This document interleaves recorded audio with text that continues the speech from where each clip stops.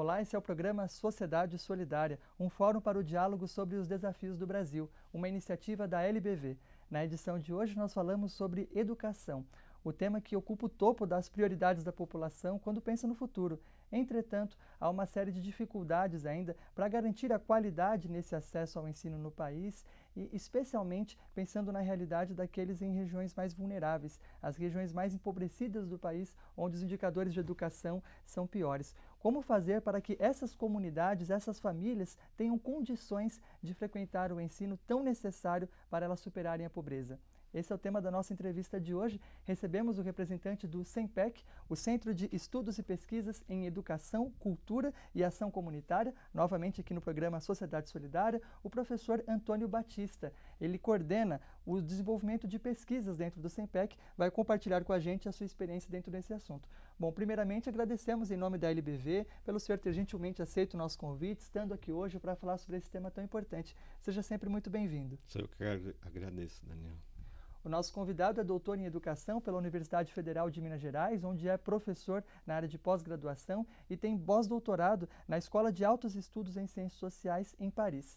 Bom, para começar, eu queria que o senhor explicasse para a gente, então, por que quando a gente fala sobre educação, deve ter um olhar especial para esses chamados territórios de grande vulnerabilidade, essas regiões mais empobrecidas.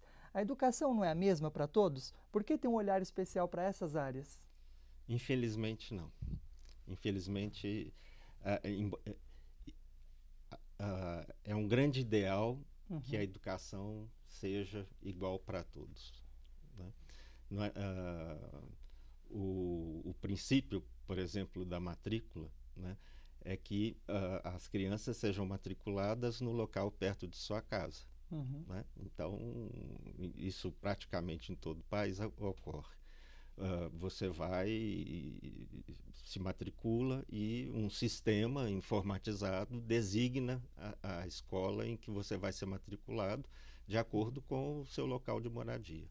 O pressuposto é o de que todas as escolas têm a mesma qualidade, então pouco importa a escola em que você vai estudar. Infelizmente, as grandes avaliações que são feitas no Brasil, como a Prova Brasil, aqui em São Paulo, o Saresp, a Prova São Paulo, mostram que a qualidade das escolas é muito diferente. Há escolas que oferecem condições mais adequadas para o aprendizado das crianças. Então, a gente tem escolas em que os alunos alcançam uma pontuação muito maior nas provas de leitura, de língua e de matemática, e outras escolas em que as crianças alcançam níveis muito baixos de domínio de leitura e escrita. Ao mesmo tempo, a gente sabe que escolas há grandes índices de reprovação e isso gera uma distorção no nosso vocabulário, é um vocabulário educacional, uma grande distorção idade-série, em que alunos não estão na turma que deveriam estar de acordo com a idade. Eles tiveram a chamada repetência. E que a gente sabe que as pesquisas vêm mostrando que a repetência é um fator muito ruim para a trajetória escolar dos alunos. Ela gera mais repetência, gera menos aprendizado. Então, a gente sabe que a educação brasileira as escolas não oferecem um ensino da mesma qualidade para todos.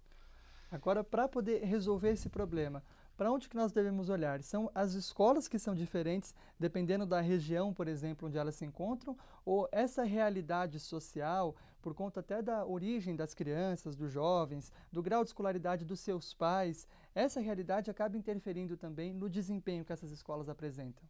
Eu acho que a gente tem de partir antes de falar disso, a gente tem de partir de um pressuposto básico, que é o de que qualquer criança, independente de sua origem social, da escolaridade do seu pai, do bairro em que ela mora, toda criança é capaz de aprender desde que sejam dadas as condições necessárias para esse aprendizado. Então, é um mantra que a gente tem de repetir. toda criança é capaz de aprender, independente da sua origem social. Isso todas as pesquisas mostram. Não há nada de inerente à criança mais rica, mais pobre, etc., que faça com que elas sejam mais ou menos capazes de aprender. O importante é que sejam garantidas as condições necessárias para que elas aprendam. E as escolas estão olhando para essas condições necessárias de cada criança, de cada realidade? Não só as escolas, como também as políticas educacionais e as políticas de proteção à criança não estão olhando para isso. Uma primeira forma de não olhar para isso é não acreditar que as crianças pobres sejam capazes de aprender. O primeiro fator que faz com que os resultados das crianças mais pobres sejam piores é a descrença na capacidade de as crianças aprenderem. Mas a descrença em quem? Nos professores, por exemplo? Dos próprios professores, das escolas. Há vários estudos que mostram que um primeiro determinante, né, o primeiro condicionante de sucesso das crianças mais pobres é a crença dos próprios professores na capacidade de essas crianças aprenderem. Então é uma mudança cultural também que é necessária. Há uma mudança cultural aí a ser feita, quer dizer, a gente chama disso de efeito Pigmalião. O que quer dizer? Esse é um termo muito interessante. É uma pesquisa muito interessante, que já tem muitos anos, é que aprendem mais aqueles alunos em que o professor acredita mais. Então, quanto mais o professor acredita que o aluno é capaz de aprender, mais os alunos aprendem. E quanto menos o professor acredita que o aluno é capaz de aprender, menos ele aprende. Então, um fator fundamental para que o aluno aprenda é o professor acreditar que o aluno é capaz de aprender. Bom, então entre esses fatores... Infelizmente, há uma crença generalizada de que as crianças pobres não são capazes de aprender.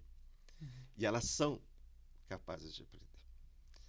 O problema é que nós precisamos de fazer com que essas crianças tenham as condições necessárias, além da crença, né, em sua capacidade, as condições necessárias para que aprendam. Bom, o senhor já considerou uma primeira proposta, que é a de pensar nas políticas intersetoriais nas comunidades onde essas escolas estão. E nós falamos sobre outras propostas no próximo bloco. A gente vai para um breve intervalo e daqui a pouco continua esse bate-papo com o professor Antônio Batista, representante do SEMPEC. O Sociedade Solidária já volta.